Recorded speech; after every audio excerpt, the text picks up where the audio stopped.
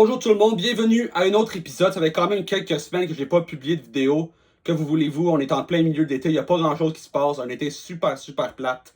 Alors qu'est-ce qu'on va faire? On va tourner notre attention à la prochaine saison, la saison 2025-2026, et commencer à projeter. Aujourd'hui, on va faire la division Atlantique dans la perspective du Canadien de Montréal, où se compare le CH avec les 7 autres équipes de leur division Atlantique. Pour ceux qui ne connaissent pas super bien les formules des divisions de la Ligue nationale de hockey, sachez que dans l'Atlantique se trouvent les Bruins de Boston, les Sabres de Buffalo, les Red Wings de Détroit, les champions en titre, les Panthers de la Floride, les doubles champions en titre en fait. Ça fait 2 ans que les Panthers ont gagné. Les Sénateurs d'Ottawa aussi se trouvent dans cette division-là. Les Maple Leafs ainsi que le Lightning de Tampa Bay. Alors, une division hyper compétitive. L'année passée, on a vu 5 équipes accéder aux séries de cette division-là et 3 dans la métropolitaine. Je crois que c'était les Hurricanes, les Devils et les Capitals. Le Canadien qui a évidemment perdu contre les Caps de Washington en 5 matchs en première ronde de l'année passée. Alors, ce qu'on va faire maintenant, on va comparer chacune et celle de ces équipes-là pour voir sur papier du moins, parce qu'évidemment, on ne sait pas comment ces équipes-là vont performer, comment ils vont mettre tous leurs effectifs ensemble pour faire une équipe qui connaît une belle saison. On va juste comparer sur papier, basé sur des catégories. On va commencer pour ceux et celles qui cherchent du bon contenu hockey pour vous occuper à travers cette saison morte et hyper morte dans la Ligue nationale de hockey où il n'y a rien qui se passe, mais aussi qui cherchent pour la saison régulière qui s'en vient. Je vous suggère de me joindre et vous abonner à ma chaîne YouTube à Jacob Slapshot. C'est une chaîne qui, lentement mais sûrement, commence à croître. On a dépassé les 100 abonnés. On commence tranquillement à prendre du galon, alors que la prochaine saison va s'amorcer dans à peu près 1 mois et demi. Alors, allez me suivre. Il y a du bon contenu hockey en anglais et en français. En français, plus du contenu du Canadien de Montréal. Alors, si ça vous intéresse, vous pouvez évidemment regarder certaines vidéos. Sinon, si vous comprenez l'anglais, vous voulez d'autres analyses sur les autres équipes, je vous suggère aussi d'aller checker ça. On va commencer la vidéo maintenant. Bon, ben pour les catégories dont je parlais tantôt, dans le fond, qu'est-ce qu'on va faire? Il y a 6 catégories de type de joueur, de qualité de joueur. T'as franchise, super vedette, impact complémentaire et soutien. Et dans le fond, qu'est-ce qu'on va faire? On va faire la somme des points obtenus par les joueurs pour vraiment donner... on va additionner tout ça, puis ça va donner un point, le nombre de points pour chaque équipe. Puis là, ensuite, on va pouvoir comparer ça par rapport aux autres équipes. Alors, pour franchise, c'est 20 points. Pour moi, un joueur de franchise, c'est un joueur de concession, un joueur pour qui tu es capable de bâtir une équipe championne autour, que ce soit un attaquant, un défenseur, un gardien de but. Super vedette, une coche en dessous, ça vaut 16 points. C'est un joueur élite de la Ligue nationale, probablement un joueur top 30, je dirais. Un joueur de élite, capable de faire, si c'est un attaquant par exemple, un joueur qui fait 90 points et plus, mais qui n'est pas capable de charrier son club à une Coupe Stanley par lui-même, en guillemets, parce qu'évidemment, le hockey c'est un sport d'équipe, mais vous comprenez par quoi je veux dire. Ensuite, vedette, pour moi, c'est un joueur de premier trio, première paire de défense ou gardien de but numéro 1. Puis ensuite, ça vaut 12 points. Impact, 8 points. C'est un joueur top 6, top 4, gardien de but de tandem, que ce soit un 1A ou un 1B, mais plus un 1A, je dirais. Ensuite, complémentaire, un joueur qui va compléter. Ici, j'ai marqué 4 points sur l'image, mais en réalité, sachez que c'est 5 points et non 4. C'est un joueur qui va compléter un noyau, un joueur de milieu de formation, un joueur de bon niveau de deuxième, puis un très bon joueur de troisième trio. Et défenseur numéro, je dirais un numéro 4 à 5, à peu près défenseur, gardien de but numéro 2. Et finalement, un joueur de soutien, un joueur de profondeur, un joueur de quatrième trio, un joueur même de remplaçant.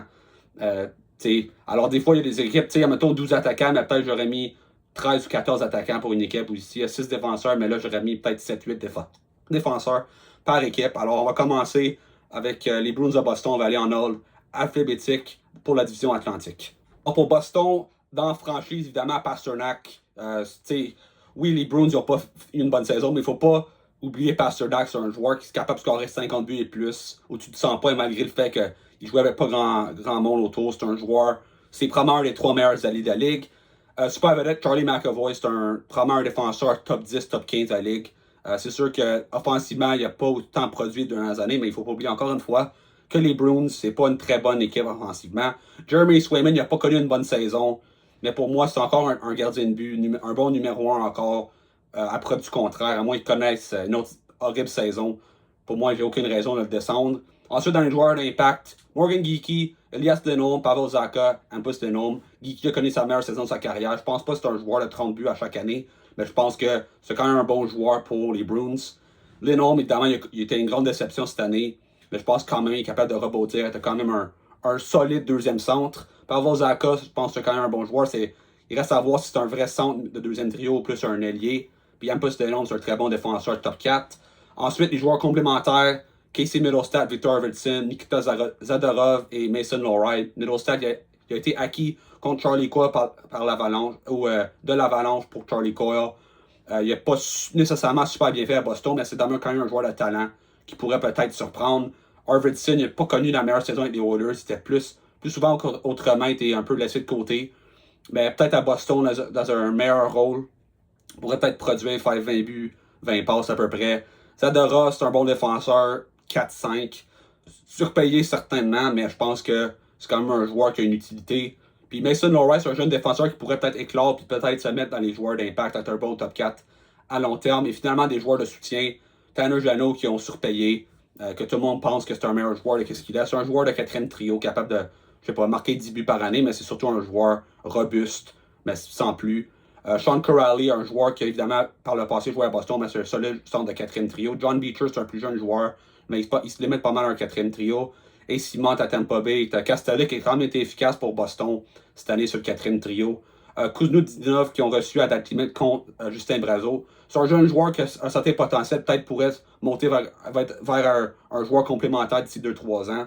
Fraser Minton, un peu dans la même affaire aussi, a été acquis contre Brandon Carlo à date limite, je pense, de Toronto. Je pense que ça peut être un joueur de troisième trio un jour. Yoki Ryu, un joueur correct de troisième paire. Andrew Peak, c'est un défenseur correct, numéro 6. Puis Kopisalo, dans les dernières années, il n'a pas connu beaucoup de succès. Il a quand même des statistiques assez atroces. Mais il ne faut pas oublier, il a quand même joué pour les Sénateurs il y a 2 ans, qui n'était pas une très bonne équipe. Même si je pense en grande partie, c'était à cause de lui. Puis à Boston, les Bruins, c'était tout croche cette année avec beaucoup de blessures devant lui. Alors tout ça pour dire, Boston, ça équivaut à 120 points. Donc, évidemment, sur papier, c'est une des équipes les plus faibles de la division. Ensuite, les Sabres de Buffalo. Évidemment, Buffalo est une équipe qui a déçu beaucoup dans les dernières années, mais je pense que c'est une équipe qui, sur papier, du moins, devrait être meilleure. Rasmus Dahlin, un joueur de franchise, je pense que c'est quand même une opinion controversée, selon plusieurs, considérant que, comme premier choix, on s'entendait être le meilleur défenseur de la Ligue. Ça n'a pas vraiment été le cas, mais je pense quand même que Rasmus Dahlin, dans une meilleure équipe, une équipe qui fait les séries à chaque année, avec le talent qu'il a, il serait vu comme étant probablement un défenseur top 5 de la Ligue. Pour moi, c'en est un, c'est juste qu'il est mis dans une très mauvaise situation avec les Sabres. Tage Thompson, une super vedette. Évidemment, il a fini, je pense, 2e compteur de la Ligue ou 3e buteur de la Ligue cette année, en arrière de Draisaitl. Puis je pense aussi William Nylander qui a fini en avant de lui. Je pense pas que c'est vraiment un joueur qui rend tout le monde autour de lui meilleur, mais il n'y a aucun doute que le gars, il a tout un lancé. Puis c'est tout un talent. Puis c'est un gros joueur, évidemment. Alex Tuch, dans les joueurs de premier trio, c'est sûr qu'il ne fait pas un point par match à chaque année, mais c'est un joueur quand même qui a scoré 36 buts à Buffalo. C'est quand même impressionnant. C'est un gros joueur. Il reste encore à voir s'il va re-signer là-bas. Il reste seulement 1 an son contrat, mais c'est quand même un joueur de grande qualité. Ensuite, dans les joueurs d'impact, Josh Norris, évidemment, il y a eu beaucoup de blessures. Les Sénateurs l'ont échangé à Buffalo contre Dylan Cousins. Mais ça demeure quand même un joueur que, quand il est en santé, c'est un bon joueur de deuxième trio. C'est plus un marqueur qu'un passeur, mais ça demeure quand même un joueur qui est capable d'être meilleur si jamais, mais s'il restait en santé. Ensuite, 3 défenseurs de suite, Owen Power, Bowen Byram et Michael Kesselring. Power, évidemment, un lancé premier choix. Évidemment, je pense pas qu'il va pouvoir devenir le défenseur qu'on s'entendait dans un premier choix, considérant que Buffalo, ils ont déjà Rasmus Dahlin avant lui, mais je pense que Power peut devenir un bon numéro 2 un jour. Bowen Byram, un bon défenseur offensif, mais je pense qu'il a évité l'arbitrage de trouver un contrat de 2 ans là-bas. Je pense que si on est réaliste, je pense pas que son avenir se trouve avec les Sabres. Et finalement, Michael Kesselring parmi les défenseurs dans la catégorie d'impact, ils l'ont acquis contre J.J. Peterka. Une transaction que personnellement, je l'avoue, j'ai pas trop aimé, mais ça demeure quand même que Kesselring, c'est un bon défenseur de qualité de deuxième paire, qui pourrait peut-être, considérant sa progression au cours des dernières années, pourrait peut-être être, au lieu de passer juste un solide défenseur de deuxième paire, être un très bon défenseur de deuxième paire.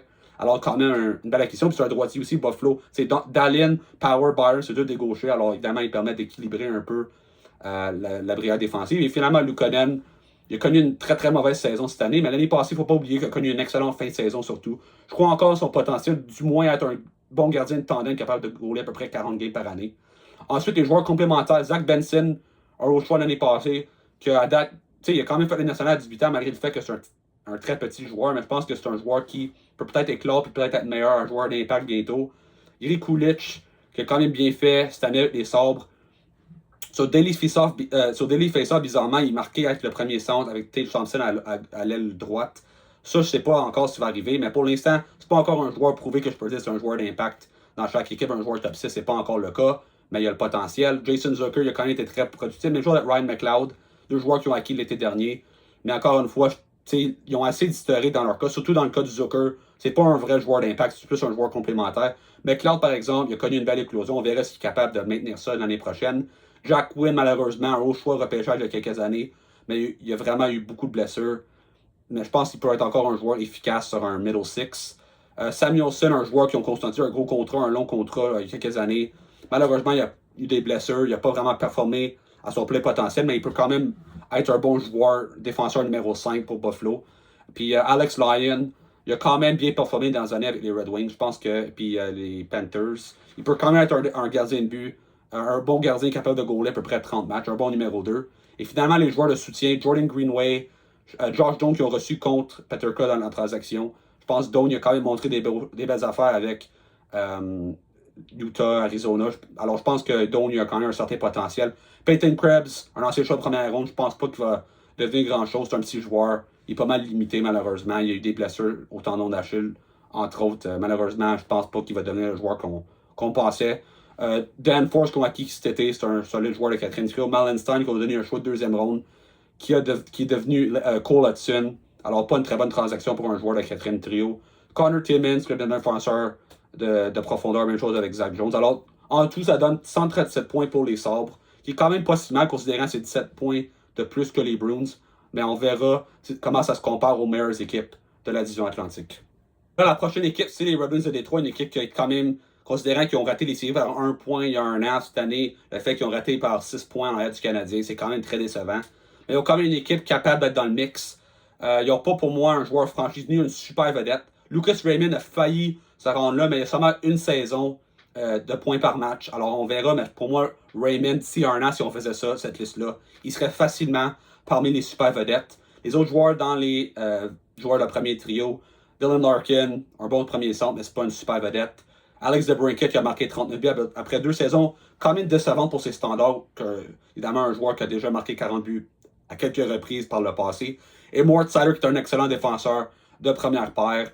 Je ne sais pas s'il va être capable de devenir une super vedette en défense, mais c'est un excellent défenseur capable d'avancer 45-50 points par année. Puis évidemment, il joue des grosses minutes avec une défensive qui n'est pas très bonne. Ensuite, joueur d'impact, Patrick Kane. C'est pas mal rendu juste un joueur unidimensionnel offensif. Il n'est pas vraiment complet. Il n'a jamais été un grand joueur défensif. Ben, il est plus aussi dominant offensivement qu'il était, ce qui fait en sorte que, considérant qu'il peut pas mal juste amener de l'offensive, puis il a juste fait 60 points, puis il vieillit. Alors les projections, pour moi, ça dit que c'est vraiment un joueur sur le déclin. Marco Casper, qui peut-être certains vont penser que je l'ai mis trop haut, mais pour moi, avec la fin de saison qu'il a connue avec Détroit, une fois qu'il a eu l'opportunité de jouer sur le top 6, il a très bien fait comme le deuxième son. Je pense qu'il est promis à être il est promis à une très belle carrière avec les Red Wings comme étant leur centre de deuxième trio à long terme. Je pense que Casper va pouvoir surprendre beaucoup cette année. Edvinson était très bon sur la première paire avec Moritz Seider. Il était un peu mis là par défaut en début de saison, considérant qu'il n'y avait personne, mais il a quand même mérité sa place là. Et John Gibson, ils sont allés chercher des Ducks. Évidemment, il y a eu quelques années difficiles à Anaheim, mais c'est une équipe qui était pas compétitive du tout. Cette année, Dustin a un peu dépassé, donc là, mais il a quand même bien fait, malgré tout, comme étant le numéro 2. Je pense qu'à Détroit, il peut quand même bien faire, même si Détroit, c'est pas une tant meilleure équipe que les Ducks. Puis je pense que il ne sera pas du sauveur avec les Red Wings, considérant que c'était pas les gardiens de but. Plusieurs pensent que c'était une grande faiblesse. Pour moi, c'était pas tant de faiblesse que ça. Je pense pas que Gibson, à moins qu'il goal comme un gardien de Vizina, il fera pas une si grande différence. Ensuite, les joueurs complémentaires, ils ont beaucoup de joueurs surpayés, des vétérans. Andrew Copp, JT Comfer, James Dyke, Mason Appleton, Michael Rasmussen, qui était un ancien haut choix de repêchage, qui est devenu un joueur de soutien complémentaire, joueur de troisième trio au mieux. Ben Sherratt a une grosse erreur. Évidemment, il a connu du bon succès avec le Canadien où c'est un très bon défenseur efficace sur un top 4, même sur la première paire chez Weber. Mais c'est plus ce joueur-là. Albert Johansson, il a quand même bien fait avec les Red Wings. Il va probablement avoir un rôle plus élevé aussi cette année, considérant qu'il n'y a pas une tonne de profondeur, puis il a montré des belles choses. Je pense que Johansson peut devenir un bon défenseur numéro 4-5 un jour. Puis Cam Talbot, c'est quand même un bon gardien encore, malgré le fait qu'il est très très vieux. Ensuite, les joueurs de soutien, Bergen, il a du bon potentiel, mais je pense pas qu'il s'en mette dans les plans à long terme de l'équipe. Soderblom, un géant de 6 pieds 8, mais ça demeure quand même un joueur qui n'est pas dans l'alignement tous les soirs.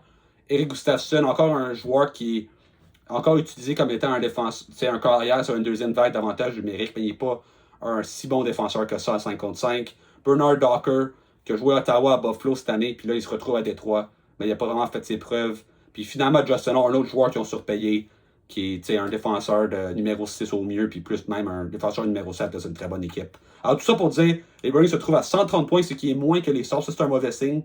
Mais je pense que les Red Wings, évidemment, si tu montais Lucas Raymond, ça les mettrait à 134 points.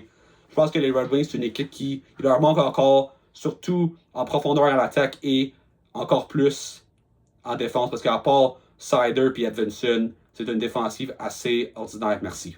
Passant d'une équipe qui a raté les séries à l'équipe qui a gagné la Coupe Stanley en 2025, les Panthers, une équipe qui n'a pas vraiment de faille, et vous verrez pourquoi. Alexander Barkov, pour moi, je le considère comme un joueur franchise.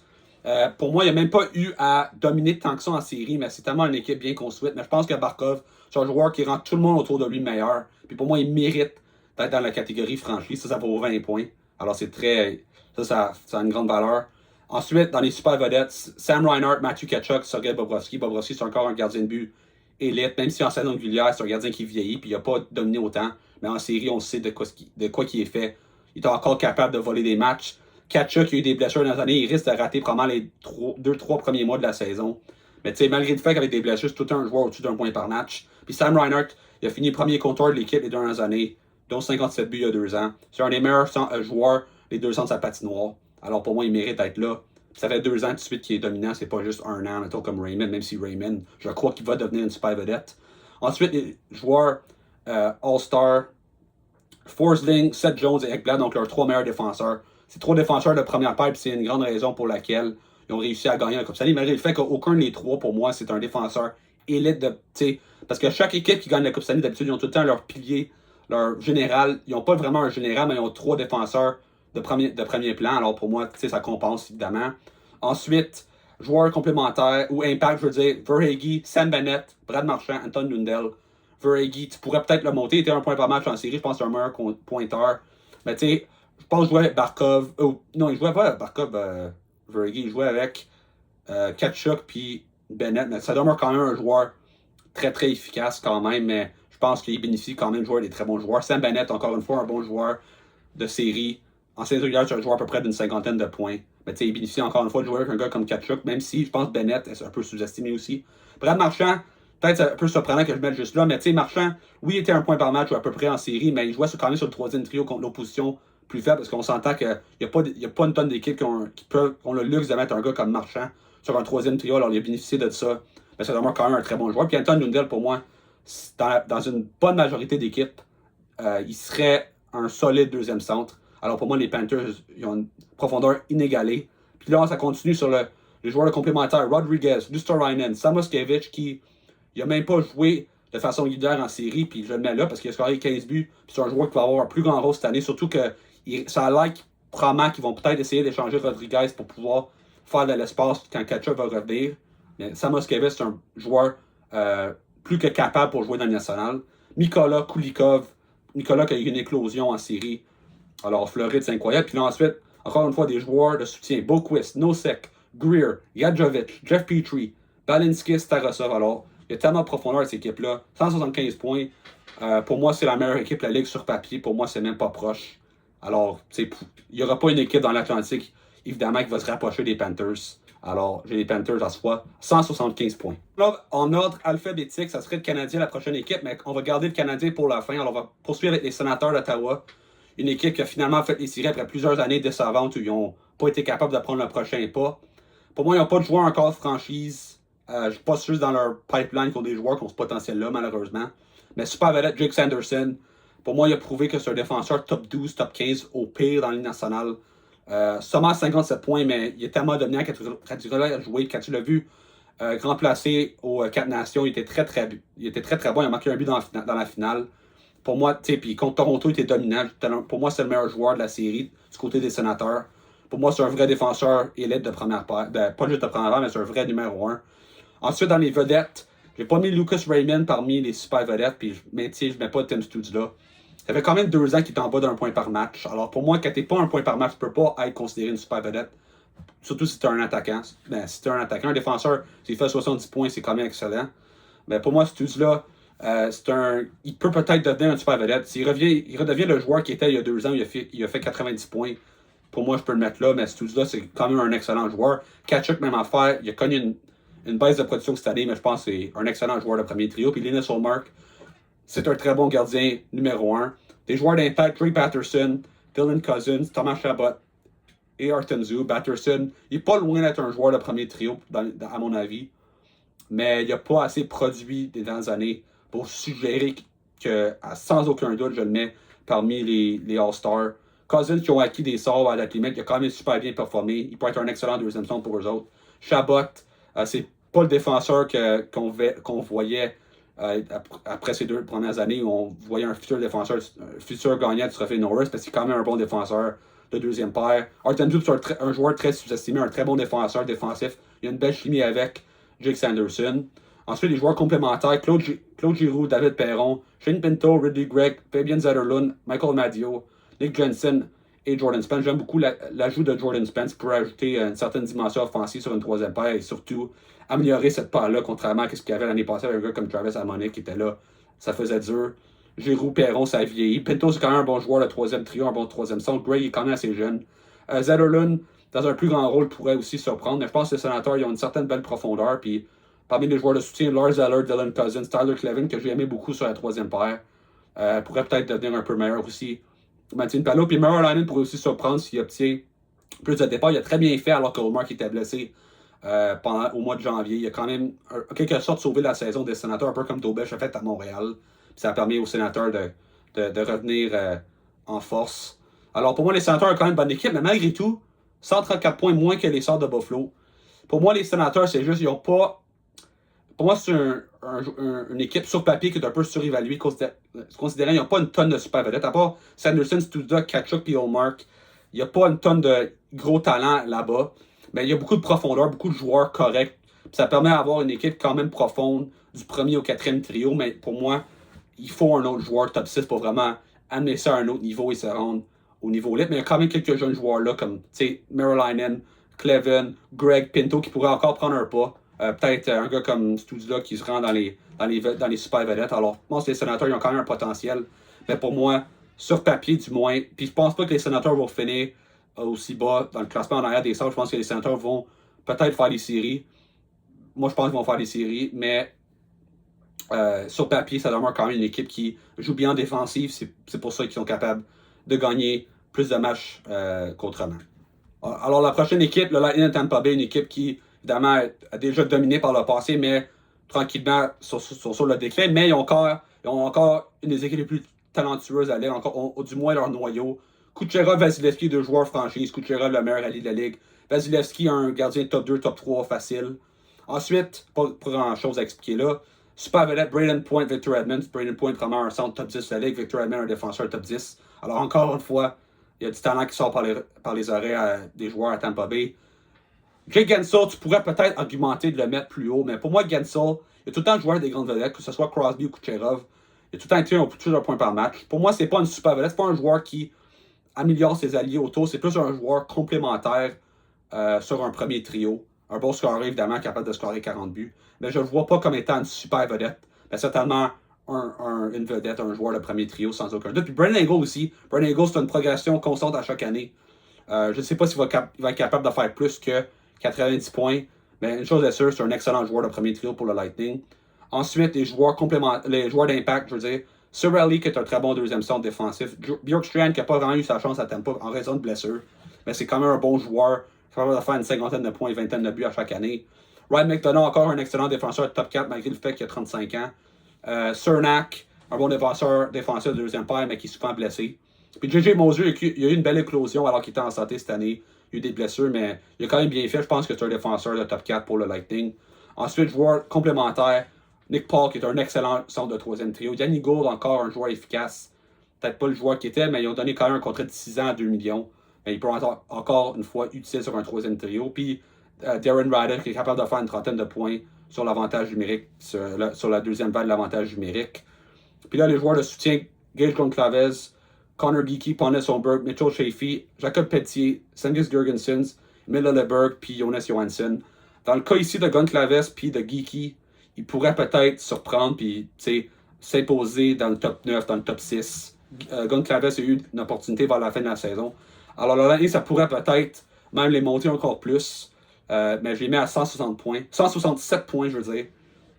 En arrière des Panthers. Mais je pense que c'est encore une équipe qui n'a pas dit leur dernier mot. Il faut peut-être un peu plus grossir l'équipe, ajouter un peu plus de profondeur, surtout en défense. Où c'est plus mince que ça a été par le passé, surtout s'il y a des blessures. Mais je pense que le Lightning, c'est encore une fois une puissance de la Ligue. Probablement une équipe top 5 de la Ligue, encore une fois. Puis je dirais, après les Panthers, c'est probablement la deuxième meilleure équipe de l'Est. En équipe, avant qu'on passe aux Canadiens, les Maple Leafs de Toronto, une équipe qui a perdu Mitch Marner, qui a fini premier compteur de l'équipe avec 102 points. Mais il y a quand même encore une bonne équipe sur papier. Austin Matthews, un joueur franchise, même si tout le monde le critique pour les séries. Mais tu sais, c'est quand même un joueur, un bon centre responsable sur 200 pieds, puis c'est un gars capable de carrer 50 à 60 buts par année, 100 points. Malheureusement, son dos commence à m'inquiéter un peu, mais je pense encore qu'il est capable d'être super dominant offensivement. Alors pour moi, il n'y a pas de raison de le descendre de là. William Nylander, super vedette. C'est pas un joueur capable de traîner son équipe, mais ça demeure quand même un joueur dynamique, spectaculaire, capable d'amasser 40 buts, 90 points facilement. Ensuite, dans les joueurs vedettes, pour moi, j'ai pas vraiment trouvé un joueur comme ça parce que là, dans les impacts, j'ai Tavares, Nice, qui sont pas super loin de là. Surtout dans le cas de Tavares, que oui, il a scoré 38 buts, mais je pense que c'était plus un joueur complémentaire sur le premier trio ou dans le top 6 ou si jouait William Nylander ou sur l'avantage numérique. Je pense pas que c'est vraiment un joueur capable de traîner un trio. C'est juste mon opinion, puis c'est un joueur qui est ralenti. Mais c'est un joueur d'impact encore, Matthew Nice, un joueur qui continue de s'améliorer. Je pense que c'est un joueur un peu surévalué considérant qu'il joue à Toronto, mais je pense quand même un joueur qui mérite quand même de jouer dans un top 6, capable de faire 60 points facilement, 30 buts, j'y crois. Morgan Riley, Chris Tanev, Jake McKay, Brennan Carlo, leur top 4 en défense. Aucun joueur, pour moi, que je vois là-dedans qui est un défenseur de première paire. Peut-être Tanev, mais Tanev, il est très très bon défensivement, mais il amène presque rien offensivement. Puis McKay, Carlo, il n'y a juste pas de défenseur offensif là-dedans. Riley, pour moi, c'est plus un défenseur de première paire, c'est plus un carrière de l'avantage numérique. Ça, c'est une affaire que tout le monde oublie, c'est que Marner était le carrière de l'avantage numérique des Leafs, c'était pas Morgan Riley. Ils ont perdu non seulement un joueur qui est capable de faire 100 points, être dominé à 55 bons sur 200 pieds, mais en plus de ça, qui était le carrière de l'avantage numérique. C'est une lourde perte. Puis je pense qu'on va voir ça cette année avec Morgan Riley qui n'est plus vraiment capable d'être ce joueur-là, malheureusement.